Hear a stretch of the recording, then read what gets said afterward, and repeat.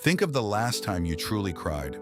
Not one polite tear, the real thing. Your throat tightening, your chest heaving, the whole world going blurry and warm, and no amount of willpower able to stop it. Here's the strange part. In that moment, you were doing something that, as far as we can tell, not one other creature in the entire history of life has ever done. Right now, somewhere on Earth, an elephant is standing over the bones of its dead calf, refusing to leave. A chimpanzee is sitting beside its dying mother. A dog is pressed against its owner's bed, whimpering. Every one of them is feeling something, but not one of them is crying. Not the way you do. They grieve, they panic, they howl, but no animal on Earth weeps from pure emotion. Sadness, joy, being overwhelmed. That belongs to you alone. You've maybe heard the phrase crocodile tears. It turns out crocodiles really do leak tears while they eat, but not from guilt or sorrow. It's just plumbing, air forced through their sinuses. No animal we have ever studied weeps from feeling, only the human.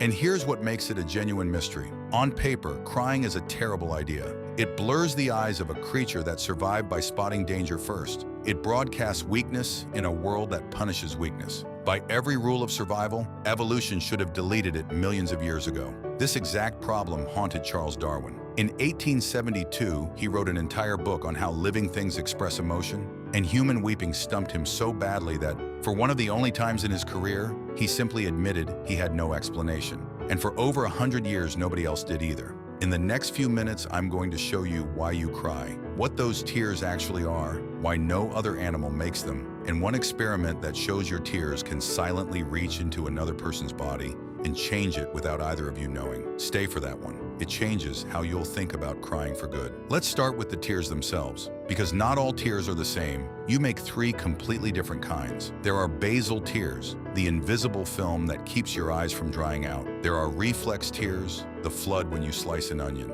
Every mammal has those, cats, dogs, even crocodiles. And then there are emotional tears, the ones that come only from feeling. And here is the twist. They are chemically different from the other two. In the 1980s, a biochemist named William Frey did something no one had really tried. He collected tears from volunteers, some crying over onions, some crying over sad films, and put them under analysis. The emotional tears carried things the others didn't: more protein, stress hormones, and traces of leucine and kephalin, one of the body's own natural painkillers. Sit with that for a second. When you cry from pain, your body laces the tears with a substance built to relieve pain. Crying isn't just leaking, it may literally be flushing stress chemicals out of you, which is why after a real cry, you so often feel strangely lighter, emptied out, calm. That slow, shuddering rhythm of a real sob physically drags your body out of high alert and into its rest and recover state, which is exactly why your breathing steadies on the way down. Even the runny nose is part of it. Your tears drain straight into your nose, so your whole face is emptying out at once. That wasn't weakness. That was a chemical reset no other animal has ever evolved. But if crying is just private stress relief, here's the question that breaks it open. Why make it so visible?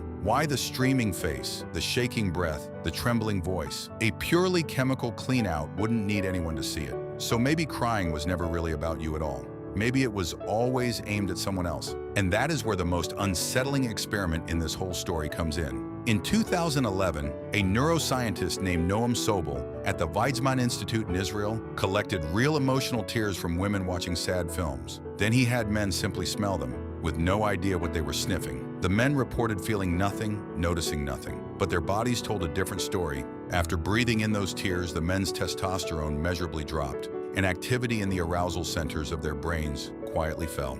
Read that again. Something in the tears, invisible, odorless, reached into another person and changed their body chemistry. Not through words, not through the sad face, through a chemical signal riding in the tears themselves. Your tears are not just a private release. They are a broadcast, a message your body sends straight into the nervous system of the person in front of you. One that says, without a single word, stand down, I'm no threat, it's safe to come closer. Which finally explains the blurred vision. An evolutionary researcher named Orrin Hassan argued that the helplessness isn't a flaw in crying, it's the entire point. Think about what tears actually do. They physically drop your ability to fight or defend yourself. And a signal that genuinely disarms you is a signal others can trust, because it's almost impossible to fake. Tears say, without a word, my guard is down, I need you. You felt this from the other side. Two people locked in a bitter argument, and the instant one of them tears up, the whole fight just collapses. You cannot stay furious at someone whose eyes have suddenly filled. Tears don't escalate a conflict, they end it. But a white flag only works if someone is there to answer it. So who was crying actually built to summon? The answer begins on the very first day of your life. A newborn human arrives more helpless than almost any creature alive, unable to walk, to cling, to feed itself. And its very first tool, long before a single word, is the cry. Now here is a detail almost nobody knows. For the first weeks of life, a baby cries with sound, but no tears.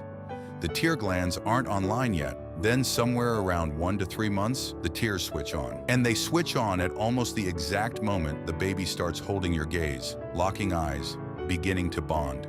That timing is hard to write off as coincidence. Tears seem to arrive the instant they're needed, the moment a helpless infant and a caregiver's brain first lock together. It's a two-way lock, carved by evolution.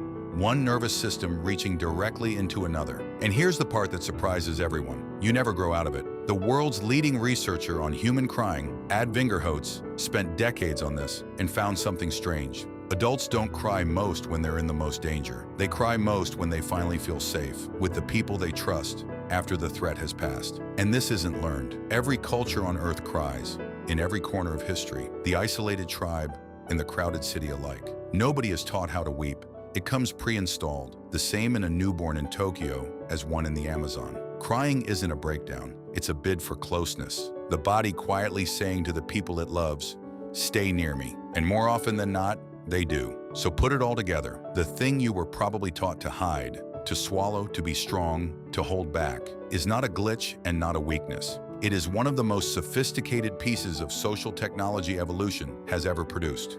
It flushes your stress. It reaches into another body and lowers its aggression. It disarms conflict. It summons help. It binds you to the very people who keep you alive. Every other animal, when a feeling becomes unbearable, has only 3 options: fight, flee, or freeze. The human evolved a fourth one that no creature had ever tried. It reaches out. Crying is what happens when a feeling grows too big to carry alone, and your body, without ever asking your permission, calls for someone to help you carry it. So the next time your throat tightens and your vision blurs, and you feel that old, familiar urge to apologize for it, don't. Remember what that water on your face really is. Not weakness, not a loss of control. It is the single most human thing you will ever do. A signal older than language itself that says the truest thing one person can ever say to another: I can't do this alone. And somewhere deep in the other person, older than words, something answers back: you don't have to.